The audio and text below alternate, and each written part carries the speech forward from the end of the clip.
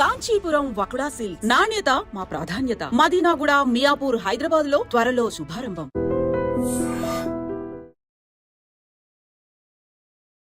Hi hello నమస్తే, welcome back to iDream media. ఈరోజు మనతో ఉన్నారు సర్టిఫైడ్ వెల్త్ మేనేజర్ అయిన రేవంత్ చల్మల గారు. సార్తో మాట్లాడదాం.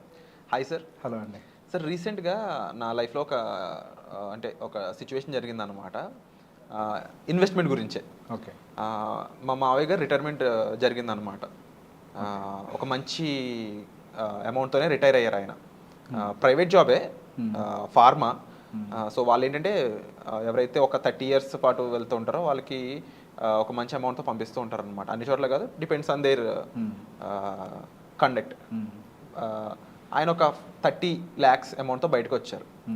వచ్చాక మేము ఆయన ఫంక్షన్ అయిపోయింది, మేము కార్లో వస్తున్నాం. నో ద ఫార్మసిటీ మెదక్ నుంచి మనకు రూట్లో వస్తుంటే ఆయన విరాట్, అది ఆ ల్యాండ్ ఉంది చూసావా, అది ఆ టైంలో నేను జాయిన్ అయిన టైంలో అది 10,000 రా. 10,000 అది. ఇప్పుడు ఉన్న అమౌంట్ కనీసం అప్పుడు పెట్టుంటే ఇప్పుడు మన దగ్గర ఒక 15 కోట్ల పైన ఉండేది. నేను కానీ మా ఫ్రెండ్స్ కానీ ఎవరికి ఆ ఐడియా రాలేదు. పెడదామని రాళ్ళు రప్పలు అనుకున్నాము అని ఒక పాయింట్ చెప్పారనమాట. ఇలా చాలా మందికి ఉంటుంది. చాలా మంది ఈ పాయింట్ చెప్పినప్పుడు హైదరాబాద్లో ఏదో ఒక ఏరియా చూసి నేను వచ్చిన టైంలో అది ఒక 5,000, నేను వచ్చిన టైంలో ఇది ఒక 30,000, ఇప్పుడు ఈ బిల్డింగ్ కట్టిన చోటలో నేను ఇలా ఉండేది. ఇలా చాలా మంది కంపేర్ చేసుకుంటారు. రియల్ ఎస్టేట్ అనే దాన్ని ఇదే ఎక్కువ కంపారిజన్ ఉంటాయి. మీ టేక్ ఏంటి దీని మీద? సో మీరేమన్నారు ఇప్పుడు, ఒకవేళ నేను అక్కడ 10,000 పెట్టి కొనుండుంటే 15 కోట్లు అయ్యుండేది అని అన్నారు. అప్పుడు అక్కడ 10,000 పెట్టి ఎందుకు కొనలేదు? రాళ్ళు రప్పలు ఉన్నాయి కాబట్టి. అవును. సో ఇన్వెస్టింగ్కి సంబంధించి మన చరిత్ర ఒకటి చెప్తుంది. హిస్టారికల్గా మనకు కొన్ని ఉంటాయి. ఏంటి, మనం పెట్టుబడి ఎక్కడ పెట్టాలి అని అంటే, ఏదైతే మన అవసరాన్ని తీరుస్తుందో, ఏదైతే మన ఆకలిని తీరుస్తుందో, ఏదైతే మనకి ఇన్కమ్ని జనరేట్ చేస్తుందో అక్కడ పెట్టాలి అనేది మనకు చెప్పే. అదే రోజులు వాళ్ళు ఏం చేసుకుని ఉంటారు, పొలం కొని ఉంటారు, ఇక్కడ పెట్టుంటారు. ఇప్పుడు చాలామంది మాట్లాడేటప్పుడు చెప్తూ ఉంటారు, ఇట్లా జూబ్లీ హిల్స్లో, బంజారా హిల్స్లో. నేను ఎవరైనా అదే అడుగుతా, మరి ఆ రోజుల్లో మన గ్రాండ్ ఫాదర్స్ కానీ వీళ్ళు ఎవరైనా కానీ ఇదే జూబ్లీ హిల్స్లో కొనమంటే ఎందుకు కొనలేదు? ఇవన్నీ కొండలు కాబట్టి. మరి వాళ్ళు ఎందుకు పొలాలు కొన్నారు? అవి అన్నం పెడతాయి కాబట్టి. వాళ్ళందరూ రైతులు. వాళ్ళకి ఒక పొలం అంటూ ఉంటే వాళ్ళు వ్యవసాయం చేసుకోవడానికి వాళ్ళకి అవకాశం ఉంటుంది. వ్యవసాయం చేస్తే డబ్బులు వస్తాయి, వాళ్ళ ఫ్యామిలీని లీడ్ చేయగలుగుతారు, కుటుంబాన్ని చూసుకోగలుగుతారు. సో ఇక్కడ కాన్సెప్ట్ ఏంటి, మనకి ఏదైతే ఆకలి తీరుస్తుందో, ఏదైతే మన అవసరాలు తీరుస్తుందో దాంట్లో పెట్టుబడి పెట్టడం యాక్చువల్గా మనకు తెలిసింది. అది కాస్త ఎలా అయిపోయింది అని అంటే, పొలాలు కొంటున్నాం, మా తాతలు కొన్నారు, మా నాన్నలు ఉంచారు, మేము కొంటాం, ఇలా అయిపోయింది. దాని వెనక లాజిక్ ఏంటి అనేది. సో ఇక్కడ ల్యాండ్ బయింగ్ విషయంలో కూడా నేను చాలా క్లియర్గా క్లాసిఫై చేస్తాను. ఇప్పుడు అనుకోవడానికి చాలా అనుకుంటాం, అప్పట్లో కొన్ని ఉంటే అని. అసలు ఎవరికీ తెలియదు ఏ ఏరియా ఎట్లా పెరుగుద్ది అనేది. అది ప్రభుత్వాన్ని బట్టి మారిపోద్ది. ఏ ప్రభుత్వం ఏ ఏరియా వైపు ఏ డెవలప్మెంట్ ఇస్తుందో ఎవరికి తెలుసు? అది ఎవరికీ తెలియదు. ఇప్పుడు చాలామంది ఇలానే భూములు పెరుగుతాయి కదా అని చెప్పి పెరిగిన వాళ్ళు ఉన్నారని లేదనట్లేదు, పెరగని వాళ్ళు చాలామంది ఉన్నారంటున్నాను నేను. పెరగకుండా అంటే రిటర్న్స్ అసలు లేవని కాదు. ఎంత పెరుగుతుంది అని అంటే బ్యాంక్ కొట్టేమే కొద్దిగా ఎక్కువ పెరుగుతుంది అంతే. ఆ రిటర్న్స్ కోసం కాదు కదా మనం ఉండేది. సో బేసిక్గా మనం ఎక్కడైతే పెట్టుబడి పెడుతున్నామో అది మన ఆకలి తీర్చేటువంటి భూమి అయి ఉండాలి. అదే భూమి కొనేటప్పుడు ఇప్పుడు ఇదే మీ లాజిక్ని పెట్టుకొని ఇక్కడ నుంచి జస్ట్ హైదరాబాద్ సమీపంలో అని అనగానే 100 కిలోమీటర్ల అవతల ఉంటుంది, అక్కడికి వెళ్ళి కొంటే నీట్గా కార్ ఎక్కించుకుని తీసుకెళ్తారు. మీకు నొప్పి తెలియకుండా, వెళ్ళే జర్నీ తెలియకుండా మంచిగా కబుర్లు చెప్తాడు. మరి తప్పేం లేదా? What ever he's doing is his business. Definitely he's doing his business, అది తప్పేం లేదు. కాకపోతే ఇక్కడ మనం ఆలోచించుకోవాలి, మనకు అవసరమా లేదా అంతే. ఇప్పుడు మనకు అవసరం లేనప్పుడు దాని జోలికి వెళ్ళదు. సో ఈ రియల్ ఎస్టేట్ విషయంలో అదే చెప్తాను నేను. మన దగ్గర ఎన్ని ఎకరాలు ఉన్నాయి, ఎక్కడెక్కడ ఉన్నాయి, ఇది కాదు ఇంపార్టెంట్. మీకు ఊర్లో 10 ఎకరాలు ఉండొచ్చు, దానికి సంవత్సరానికి వస్తే నెలకి సంవత్సరానికి ఒక ఎకరానికి 25,000 చొప్పున వేసుకుంటే 2.5 లక్షలు వస్తాయి. అంతకు మించి ఏం రాదు. ఆ 10 ఎకరాల విలువ ఒక 5 కోట్లు ఉండొచ్చు, దానివల్ల ఎటువంటి ఉపయోగం లేదు. ఆ 5 కోట్లు తీసుకొని మీరు హైదరాబాద్కి వస్తే ఒక 300 గజాల బిట్లు 3 కోట్లకు వస్తుంది, ₹1,00,000 గజంది. దాంట్లో 2 కోట్లు పెట్టి కన్స్ట్రక్షన్ చేస్తే వర్స్ట్ సినారియోలో దానికి నెలకే మీకు 2.5 లక్షలు 3 లక్షలు రెంట్ వస్తుంది. సో పెట్టుబడి పెట్టేటప్పుడు మన ఆకలి ఏది తీరుస్తుందో అక్కడ పెట్టాలి. ఇప్పుడు ఏమవుతుంది, అన్నెసరీగా మనకు తెలియక అప్పుడు అక్కడ భూములు పెరిగాయి కాబట్టి, అంటే అగ్రికల్చరల్ ల్యాండ్స్ పెరిగాయి కాబట్టి అక్కడే అగ్రికల్చరల్ ల్యాండ్ కొంటాను అని అంటే ఇది ఒక రకంగా చెప్పాలి ఎట్లా అంటే ఇది ఒక రైతు కడుపు కొట్టినట్టే. నువ్వు అన్నెసరీగా నీ సంబంధం లేని దాన్ని వెళ్ళి కొనటం వల్ల నువ్వు డిమాండ్ పెంచేసావు. అగ్రికల్చర్ అంటే ఎవరి దగ్గర ఉండాలి? ఫార్మర్ దగ్గర ఉండాలి. ఎందుకు? ఆయన అక్కడ పని చేస్తాడు కాబట్టి, ఆయన అందరూ దిగి పని చేస్తాడు కాబట్టి నీ దగ్గరే ఉండాలి. ఒక కమర్షియల్ ల్యాండో, ఒక ప్లాటో ఇట్లాంటివి ఉండాలి. నువ్వు దాంట్లో కన్స్ట్రక్ట్ చేసుకొని ఉండాలి. నువ్వు అట్లా కాకుండా ఇట్లా ర్యాండమ్గా ఏదో ఎస్టిమేట్ చేసుకొని అక్కడ పెరిగింది కాబట్టి నేను అక్కడికి వెళ్తా, ఇక్కడ పెరిగింది, నువ్వు ఇట్లా కాదు. నీకేది సూటబుల్, నీకు ఏది అవసరం. ఇప్పుడు నీకు కావాల్సినంత క్యాష్ జనరేట్ అవుతుందా? ఓకే. నెక్స్ట్ ఎక్కడ గ్రో అవుతుందో ఒక యాంటిసిపేట్ చేసి ఒక బిట్ కొనుక్కో, తప్పులేదు. నీకు క్యాష్ జనరేటింగ్ ఉందా? లేదు. ఇప్పుడు బేసిక్గా మన భారతదేశంలో 99.99% శాతం మందికి సరిపడా క్యాష్ ఫ్లోనే లేదు. ఫస్ట్ నువ్వు ఏం చేయాలి? క్యాష్ ఫ్లోనే కదా పెంచాల్సింది. ఇప్పుడు ఒకటే మాట అడుగుతా, సంవత్సరం ఉద్యోగం పోతే ఏం చేస్తారు? ఎట్లా బతుకుతారు? నేను చూశాను కొంతమందిని, ఆయన మంచి కేస్ స్టడీ కాబట్టి చెప్తున్నాను, పేర్లు నేను అవసరం ఉన్నాయి కానీ ఉద్యోగం పోయింది మన లే ఆఫ్లో అనుకోకుండా. ఆయన అదృష్టం ఏంటి అని అంటే ఆయన బెంగళూరులో బిల్డింగ్లు కట్టుకున్నారు. 3 లక్షలు రెంట్ వస్తుంది. ఓకే, నెల నెల ఉద్యోగం పోయినా కానీ ఎట్లా సస్టైన్? అదే నేను చెప్పేది. అంటే ఎనీ ఇన్వెస్ట్మెంట్, ఏ ఇన్వెస్ట్మెంట్ అయినా సరే, ల్యాండ్ అన్న ఏ ఇన్వెస్ట్మెంట్ అయినా సరే, దాని నుంచి మనకు ప్యాసివ్గా ఇన్కమ్ క్రియేట్ అవుతేనే అది ఒక ఇన్వెస్ట్మెంట్ కింద చూడాలంటారు. అంటే ఫస్ట్ మన సెక్యూరిటీని చూసుకోవడం చాలా ఇంపార్టెంట్ అండి. మనం ఒక 2 సంవత్సరాల పాటైనా ఉద్యోగం చేయకపోయినా బతకగలిగేలాగా ఉండాలి. ఆ తర్వాత నెక్స్ట్ మనకి కొన్ని ఎస్కేప్ కాలేని రెస్పాన్సిబిలిటీస్ మన జీవితంలో ఉంటాయి. పిల్లల చదువులు మనం ఎస్కేప్ చేయగలుగుతాము. ఇప్పుడు మనం ఎస్టిమేషన్ చేసేటప్పుడు పిల్లల చదువులు దేంతో చేస్తామని అంటే, నేను చదువుకునేటప్పుడు ఒక 4-5 లక్షలు ఖర్చు అయింది, ఇప్పుడు అయితే ఒక 10 లక్షలు అవుద్ది అని ఇన్ఫ్లేషన్ పెరిగిన. ఇప్పుడు మన పిల్లల్ని చదివించాలనుకునేటప్పుడు మనం సేమ్ కాలేజ్లో చదివించాలనుకుంటామా, నెక్స్ట్ వర్షన్కి వెళ్ళాలనుకుంటాం, బెటర్ వర్షన్కి వెళ్ళడానికి ట్రై చేస్తాం. బెటర్ వర్షన్ చాలా ఎక్స్పెన్సివ్ ఉంటుంది కదా. ఆ రోజుల్లో మీరు 5 లక్షల కాలేజ్ అని అంటే ఆ రోజుల్లో 10 లక్షల కాలేజీని మీరు ఎఫోర్డ్ చేయాలి. ఈ రోజుకి అది 20-25 లక్షలు అయి ఉంటుంది. మీ పిల్లలు అక్కడికి వెళ్ళేసరికి 80 లక్షలు అవుతుంది. సో మీకు 80 లక్షల రూపాయలు ఎందులో ఉండాలి? క్యాష్ రిలేటెడ్ అసెట్లో ఉండాలి. ఎందుకు క్యాష్ రిలేటెడ్ అసెట్ అంటున్నాను? ఒకవేళ మీరు ల్యాండే కొన్నారు, ల్యాండే ఉంది, పిల్లలు చదువుకమ్మో అమ్మేద్దాంలే అని చెప్పి ఆ టైంకి మీకు బేరం దొరకపోతే, రియల్ ఎస్టేట్లో ప్రైస్ పడదు అని అందరూ అనుకుంటారు, కానీ ఎవరు చెప్పారు రియల్ ఎస్టేట్లో ప్రైస్ పడదని? మీకు బయ్యర్ దొరకట్లేదు అని అంటే అక్కడ రేట్ లేదనే కదా మీనింగ్. రేట్ లేకపోతే బయ్యర్ దొరికేది. ఇప్పుడు నాకు కొంతమంది క్లయింట్స్ చెప్తూ ఉంటారు, సార్ అమ్ముదాం అని అంటే దొరకట్లేదు సార్, 20,000 సార్ గజం ఇప్పుడు మార్కెట్లో, 18,000కి పెట్టా, 2,000 తగ్గించి 10% డిస్కౌంట్ ఇచ్చా, రాట్లే. 16,000 పెట్టా, 20% డిస్కౌంట్ ఇచ్చా, రాట్లే. ఏంటి సార్ ఇట్లుందని అన్నారు. దాన్నే వాలటాలిటీ అంటారు, దాన్నే పడిపోవటం అని అంటారు. భూమి పడదు అనే కాన్సెప్ట్ లేదు, భూమి కూడా పడుతుంది, నీకు అంటే కనిపిది అంతే. రియాల్టర్స్ సంబంధించి కొంతమంది లిస్ట్లో ఇన్వెస్టర్ అది ఏమన్నా అనండి, వాళ్ళని అడ్రస్ చేయండి. వాళ్ళు ఏమంటారంటే, యూజువల్గా వాళ్ళు చెప్పే మాట చెప్తున్నా, విరాట్ గారు మీరు కంపేర్ చేయండి, మార్కెట్ పడుతుంది, గోల్డ్ కమోడిటీస్ తీసుకోండి అంటే అసెట్ అలొకేషన్లో వాళ్ళు ఏం చేస్తారు, ల్యాండ్ని ప్రైస్ చేస్తారు 100%. ఏ ల్యాండ్ని? ఈ దూరంగా పెట్టి ప్లాట్స్గా డివైడ్ చేసిన భూమిని. నేనేం అడుగుతానంటే, దాని నుంచి నాకు నెల నెల ఇన్కమ్ క్రియేట్ అవుతున్నా, లేదా అది ఇంత పెరుగుతూ వెళ్తున్నా, నేను ఎంత ఇన్వెస్ట్మెంట్గా కన్సిడర్ చేయగలనండి. దీన్ని నాకు ఎందుకో నా ప్యాటర్న్కి సూట్ అవ్వట్లేదు, కొంచెం మన ఆడియన్స్ కన్నా సింక్ అవుతుందని అడుగుతూ ఉంటారు. అక్కడ మాత్రం ఆగిపోతుంటారు, దానికి కన్క్లూజన్ ఇవ్వట్లేదు. దట్ వాస్ ద పాయింట్ అండి. ఇప్పుడు మీరే ఉన్నారు, ఆల్రెడీ ఒక లేఅవుట్ వేస్తాడు ఒక మనిషి, మీ ఫ్రెండ్ అక్కడ కొన్నాడు 200 గజాలు బిట్టు. ఇప్పుడు ఆ అబ్బాయికి ఏదో డబ్బులు అవసరం వచ్చింది, ఒక 20 లక్షలు చెప్తున్నాడు, మీరు వెళ్ళి కొంటారా అవసరం లేకుండా? ఎక్కడో 100 కిలోమీటర్లు అవసరా? ఇప్పుడు నేను వాళ్ళు వేసింది తప్పను, ఫ్యూచర్ ఇన్వెస్ట్మెంట్ పెట్టేదని కూడా తప్పను.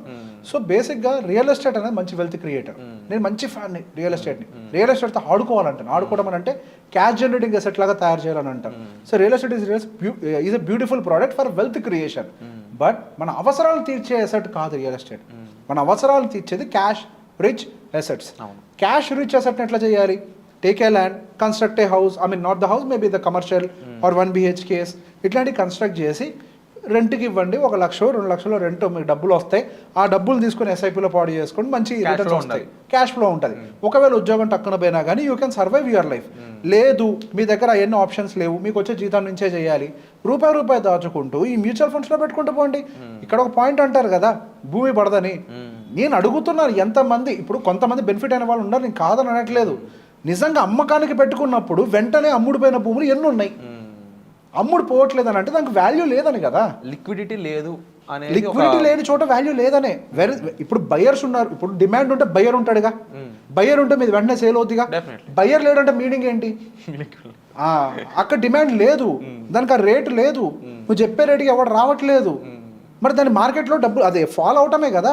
ఇప్పుడు దానికి ఇట్లా గ్రాఫ్ కనపడదేమో, బంగారం పడుతుంది, స్టాక్ మార్కెట్ పడుతుంది, అంటే ఇంట్రెస్ట్ రేట్స్ పడతాయి, రియల్ ఎస్టేట్ కూడా పడుతుంది.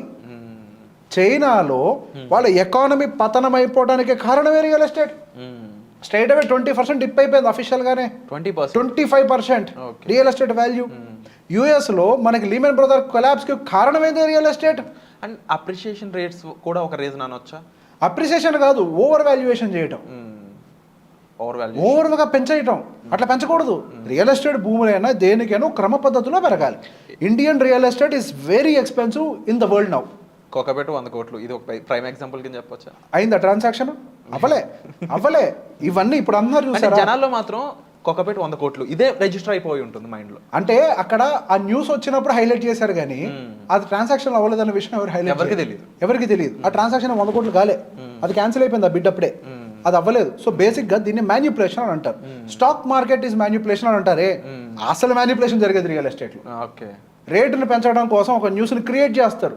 అక్కడ ప్రాజెక్ట్ వస్తుంది అంటారు, అక్కడ ఇది వస్తుంది అంటారు, అక్కడ అది వస్తుందని అంటారు, రేట్లను పెంచుతారు, అమ్ముకుంటారు, పోతారు. అది మ్యానిపులేషన్ కాదా? 100% మ్యానిపులేషన్. అది నేను తప్పని అనట్లేదు. అగైన్ అది అన్ని చోట్ల ఉంటుంది, ప్రతి చోట మ్యానిపులేషన్ ఉంటుంది. మీకు తెలియదు కాబట్టి స్టాక్ మార్కెట్ తప్పు కాదు, మనం తెలుసు అని అనుకుంటాం కాబట్టి. తెలియదు ఎవరికి రియల్ ఎస్టేట్ గురించి, తెలుసు అని అనుకుంటాం కాబట్టి రియల్ ఎస్టేట్ గొప్ప ఏం కాదు. రియల్ ఎస్టేట్ గురించి మనకు తెలిసింది ఇంతే.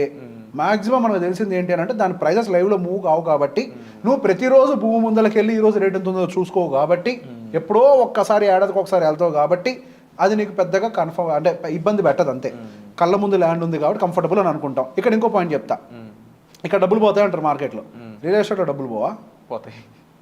దే ఆర్ సిచ్యువేషన్స్ చాలా. ఎంతమంది రోడ్డును పడలేదు, కబ్జాలకు గురై అవ్వచ్చు, లేకపోతే రిజిస్ట్రేషన్ తప్పులు అయి ఉండే అవ్వచ్చు. ఇక్కడ చేసింది అది కాదా? ప్రతి చోట ఉంటుంది. నా పాయింట్ ఏంటి అని అంటే అది తప్పు ఇది రైట్ అనేది కాదు, ప్రొడక్ట్ డిఫరెంట్. కానీ అన్ని చోట్ల సమస్యలు ఉంటాయి, అన్ని చోట్ల చిన్న చిన్న తులసి వనంలో గంజాయి మొక్కలాగా అన్ని చోట్ల ఉంటాయి, కలుపు మొక్కలు ఉంటాయి. మనం వాటన్నిటిని చూసి భయపడి దూరంగా ఉంటే కుదరదు. Yes, there are problems everywhere. So అక్కడైనా ఇక్కడైనా యూ హ్యావ్ లీగల్ టీమ్. అక్కడైతే అడ్వైజర్ అని ఉంటాడు, ఇక్కడ కూడా రేర్ అడ్వైజర్స్ ఉన్నారు కదా. Pay them some fee, go to the lawyers, legal opinion తీసుకోండి. ఒక లాయర్ కాకపోతే ఒక 2-3 లాయర్స్ దగ్గరికి వెళ్ళండి. 30 లక్షలు 40 లక్షలు 50 లక్షలు పెట్టి ఒక ల్యాండ్ కొనేటప్పుడు 10,000 30,000 రూపాయలు ఖర్చు పెట్టి ఒక 3 లాయర్ల దగ్గర నుంచి లీగల్ ఒపీనియన్ తీసుకుంటూ పోయేది ఏంటి? 3 లాయర్లు సేమ్ ఒపీనియన్ అంతా క్లియర్గా ఉంది అంటే అప్పుడు కొనుక్కోవచ్చు కదా. 10,000 ఖర్చు అవుద్ది అని మనం చేయకపోతే my point here is you have to take an advice. ప్రాపర్గా లీగల్గా తీసుకోండి. మనం ఇక్కడ ల్యాండ్ కబ్జాకు గురైనా ఎక్కడ ఏం జరిగినా అది ఖచ్చితంగా బయ్యర్ తప్పే. ఎంక్వైరీ చేసి ఉంటాడు, తక్కువ రేటుకి వస్తుందని చెప్పి జంప్ చేసి ఉంటాడు. మోస్ట్ ఆఫ్ ది పీపుల్కి తక్కువ రేట్ అనేది బాగా అట్రాక్టివ్ సింబల్ అని చెప్పొచ్చు. ఇప్పుడు నాణ్యమైన వస్తువుని ఎవడైనా తక్కువ రేటుకి అమ్ముతాడు? అసలు అమ్మరు కదా. ఆ ప్రోడక్ట్ లోపల ఏదో ప్రాబ్లం ఉంటేనే కదా తక్కువ రేటుకి అమ్మేది కదా. ఆ పాయింట్ ఇప్పటికీ గుర్తించట్లేదు. ఎక్కడ కూడా నాణ్యమైన వస్తువుని తక్కువ రేటుకి ఇవ్వరు. ఎవరి దగ్గర అయితే క్వాలిటీ లేదో వాళ్ళు చీపర్ ప్రైస్కి ఆఫర్ చేస్తారు అంతే. ఎందుకు తక్కువ రేటుకి వెళ్ళాలి? ఇప్పుడు కొంతమంది అంటారు అక్కడే తక్కువ ఉంది అని. వాడు తక్కువకి ఇస్తున్నాడు అంటే there could be some problem కదా. You have to identify that. లేకపోతే నువ్వే ఇరుక్కుపోతావు. Definitely problems are everywhere. So బేసిక్గా my point here is investment చేసేటప్పుడు అసలు మీకేది సూటబుల్ ఫస్ట్, అది ఇంపార్టెంట్. ఏ ఏరియా డెవలప్ అవుద్దో ఎవ్వడు చెప్పలేడు. స్టాక్ మార్కెట్లో ఏ స్టాక్ పెరుగుద్దో ఎట్లా ఎవడైతే చెప్పలేడో ఇక్కడ కూడా ఖచ్చితంగా ఏరియా పెరుగుద్ది ఎవ్వరూ చెప్పలేరు. ఎవరు ఊహించారా కోకాపేట ఎట్లా అవుద్దని? కోకాపేట అంటే ఒక మాస్ ఏరియా కదా. ఎవరు ఊహించారా? ఇప్పుడు అది న్యూ సిటీ, ఒక న్యూయార్క్ సిటీలా తయారవుతుంది ఇప్పుడు అది. ఎవరైనా ఊహించామా అసలు? సో బేసిక్గా మనం ఏది ఊహించలేం.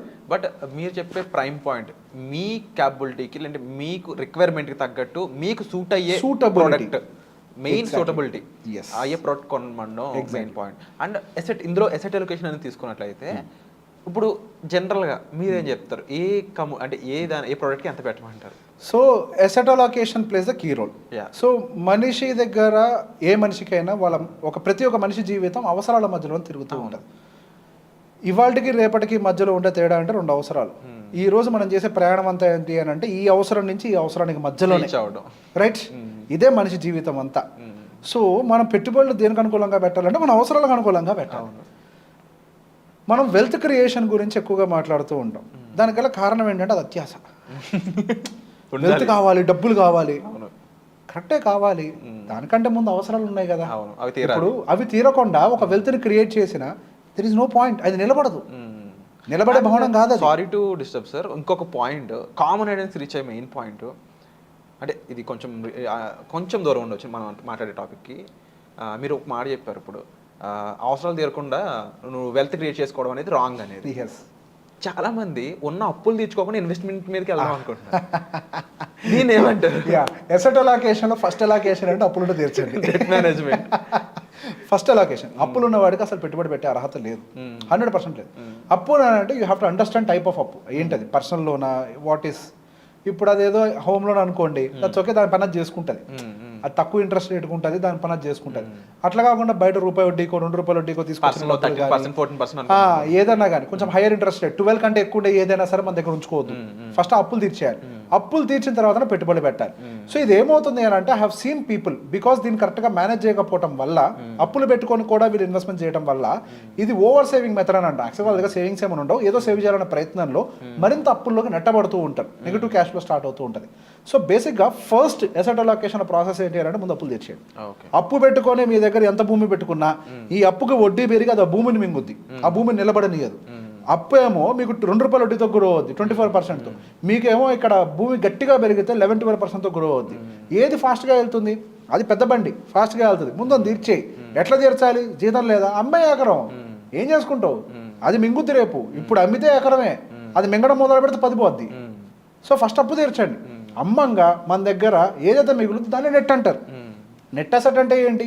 మన దగ్గర ఉన్న ఆస్తి మైనస్ అప్పు ఈజ్ ద నెట్ అసెట్.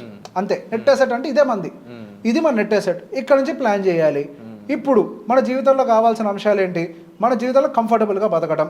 కంఫర్టబుల్గా బతకడం అంటే పిల్లలకు కావాల్సిన చదువులను అందజేయటం, వాళ్ళకి కావాల్సిన పెళ్ళిళ్ళు చేయటం, మనం ఏదో రిటైర్మెంట్ ఇంకొక ఇల్లు కొనుక్కోవటం, ఆ తర్వాత మనం కంఫర్టబుల్గా రిటైర్ అవ్వటం. ఇదంతా క్యాష్ రిలేటెడ్ రిక్వైర్మెంట్స్. ఈ క్యాష్ రిలేటెడ్ రిక్వైర్మెంట్స్ ఏవి కూడా రియల్ ఎస్టేట్ తీర్చలేవు. సో దానికోసం మన దగ్గర కొంత ఈక్విటీ ఎక్స్పోజర్ ఉండాలి. సో ఇక్కడ ఈక్విటీ అనగానే భూతంలాగా చూస్తారు, అది నీకు భూతం అయి ఉండొచ్చు. కానీ గవర్నమెంట్ అప్రూవ్డ్ అసెట్స్ ఏమేమి ఉంటాయి? Real estate, gold, FDs, equities. నువ్వు అవునన్నా కాదని ఇట్స్ అన్ అసెట్. నీకు తెలియదు అంతే. నీకు తెలియనంత మాత్రం అది అసెట్ కాకుండా పోదు. అది నీకు తెలియకపోవడం వల్ల, మీరు ఇన్వెస్ట్ చేయకపోవడం వల్ల నష్టపోయేది మీరు, కానీ ఈక్విటీ క్లాస్కి ఏం జరిగే నష్టం ఏమీ లేదు. ఓకే. సో బేసిక్ ఈక్విటీస్లో కొంత అసెట్స్ కావాలి. ఎంత? మన క్యాష్ రిలేటెడ్ అసెట్స్ అని ఈక్విటీలో పెట్టుకుంటే మంచిది. Equity plus bonds. సో తర్వాతది రియల్ ఎస్టేట్. ఇదేం చేస్తుంది? వెల్త్ని క్రియేట్ చేస్తుంది. ఎందుకు ఇక్కడ పెట్టద్దు అని అంటే, మీరు అమ్మాలన్న టైంకి దీనికి రేట్ ఉండదు, లిక్విడిటీ దొరకదు, ఇబ్బంది పడతారు, పిల్లల చదువులు పాడైపోతాయి. ఈ లోపల ఏం జరుగుద్ది? మీరు దాని మీద ప్రేమ పెంచుకుంటారు, భూమి మీద ప్రేమ పెంచుకుంటారు, బాగా ఎమోషనల్గా అటాచ్ అయిపోతారు. సో బేసిక్ ఇది మీకు వర్కౌట్ కాదు. కాబట్టి నేను ఎప్పుడైనా ఒక రేషియో చెప్తా, ఒక 40% equity, 40% real estate, 10% commodity, 10% bonds and FD. ఈ కాంబినేషన్లో పెట్టుకుంటే ఏమవుతుందంటే, ఈ 40% ఈక్విటీ మన క్యాష్ రిలేటెడ్ అవసరం తీరుస్తూ ఉంటుంది. ఈ 40% రియల్ ఎస్టేట్ ఏమైనా క్యాష్ వస్తే, అందులో కూడా 40%లో కూడా ఇసే 20% క్యాష్ రిచ్ రియల్ ఎస్టేట్ ఉండాలి, 20% వెల్త్ క్రియేటింగ్ రియల్ ఎస్టేట్ ఉండాలని చెప్తారు. క్యాష్ రిచ్ రియల్ ఎస్టేట్ అంటే రెంటల్ ఇన్కమ్ రావాలి, వెల్త్ క్రియేటింగ్ అంటేనేమో ల్యాండ్ అప్రిషియేషన్ రావాలి, అంటే growing areas, about to grow ఏరియాస్లో ఉండాలి ఈ రియల్ ఎస్టేట్లో కూడా. ఇన్ ద సేమ్ వే ఇందులో కూడా అట్లనే ప్లే చేయాలి. ఈ 10% బాండ్స్ కంపల్సరీ పెట్టాలని అంటాను. ఎందుకు? మీకు ఏదైనా ఎమర్జెన్సీ వస్తే భూమి అమ్మకూడదు, ఈక్విటీని అమ్మకూడదు, దీంతో అడ్రస్ చేయగలుగుతారు. లేదు, ఏదైనా మంచి ఆపర్చునిటీ వచ్చింది, మార్కెట్ పడ్డది, తీసి ఇక్కడ నుంచి కొనేయగలి మళ్ళీ రీఫిల్ చేయగలుగుతాం. సో ఆపర్చునిటీని గ్రాప్ చేయడానికైనా, ఎమర్జెన్సీని అడ్రస్ చేయడానికైనా బాండ్స్ ఉండాలి. కమోడిటీ. ప్రపంచం అంతా కూడా యుద్ధంలో ఇరుక్కుపోతే అప్పుడు పనిచేసేది బంగారం ఒకటే. ఆ బంగారం కూడా మన దగ్గర ఉండాలి. బంగారం అంటే మనం వేసుకునే నగల్ని కాదు, డిజిటల్ గోల్డ్ అయి ఉండొచ్చు, ఇట్లాంటివి ఏమన్నా కానీ గోల్డ్ కూడా కొంత ఉండాలి. So 40-40-10-10 that's a beautiful combination. జీవిత అవసరాలు తీరుతాయి. మనం సంపాదించేది మన కోసం, అట్లా దాచిపెట్టడానికి కాదు, అనుభవించడం కోసం.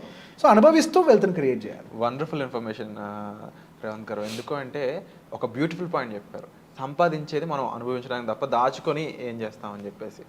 చాలామందికి అది అర్థం కాక, అంటే కొంతమంది ఒక పాత మాట కూడా ఉంటుంది, ఇంత సంపాదించి పోయేటప్పుడు తీసుకుపోతావా అన్నట్టు. నిలబడదు. ఇప్పుడు సింపుల్గా ఒక మాట చెప్తా, గుర్తుపెట్టుకోండి. పిల్లికి కూడా బెచ్చం పెట్టమన్నాడు, ఏ క్యాన్సర్ తోట దేంతో దాన్ని పోతాడు. అంటే నేచర్ హ్యాస్ సమ్ లా. నీకు డబ్బులు ఇచ్చింది అని అంటే అది రూపాయి బయటికి పోవాల్సిందే. అంటే నువ్వు ఖర్చు పెడితేనే కదా అవతలడు బాగుపడేది. ఖర్చు పెట్టని దానం చేయని అవసరం లే. పిల్లడు ఫంక్షన్ వచ్చింది, 10 లక్షలు పెట్టి చేయ, 1 లక్ష పెట్టి చేయి.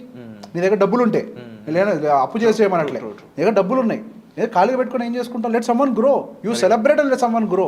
That is the nature's law. If you don't spend money there, it will take your health. So మీరు అసెట్ అలొకేషన్లో ఏ పాయింట్ దగ్గర ఉన్నారు? అసెట్ అలొకేషన్ చేసుకున్నారా లేదా? అండ్ మరీ ముఖ్యంగా రియల్ ఎస్టేట్ కదా మీ టేక్ ఏంటి? రేవంత్ గారు చాలా క్లియర్గా చాలా బ్రీఫ్గా ఎక్స్ప్లెయిన్ చేస్తారు చాలా పాయింట్స్ రియల్ ఎస్టేట్ సంబంధించి మాత్రమే కాకుండా మీ దగ్గర ఉన్న డబ్బుల్ని ఏ విధంగా ఇన్వెస్ట్ చేయడం అయి ఉండొచ్చు, స్పెండ్ చేయడం అయి ఉండొచ్చు. దీనికి సంబంధించి మీకు మరింత ఇన్ఫర్మేషన్, మరింత క్లారిటీ, మరింత గైడెన్స్ కావాలి. మా దగ్గర ఇంత డబ్బులు ఉన్నాయి, ఇప్పుడు ల్యాండ్లో ఇన్వెస్ట్ చేయడం, బట్ మాకు సూటబుల్ అయ్యే ఇన్వెస్ట్మెంట్ ఏంటి? ఇలాంటి చాలా డౌట్స్ చాలామంది కామెంట్స్ చేస్తూ ఉంటారు. ఇన్ దట్ కేస్ మీరు క్లారిఫైడ్గా దానికి ఇన్ఫర్మేషన్ తీసుకోవాలి, సాల్వ్ చేసుకోవాలనుకున్నట్లయితే డిస్ప్లే అవుతున్న నెంబర్స్ మీరు కాల్ చేసి డైరెక్ట్గా సార్ని కలిసి ఈజీగా సాల్వ్ చేసుకోవచ్చు. మీ ఫైనాన్షియల్ లైఫ్ని చాలా బెటర్గా మార్చుకోవచ్చు. సో వచ్చే ఎపిసోడ్ మళ్ళీ కలుద్దామండి. Thank you so much sir. Thank you.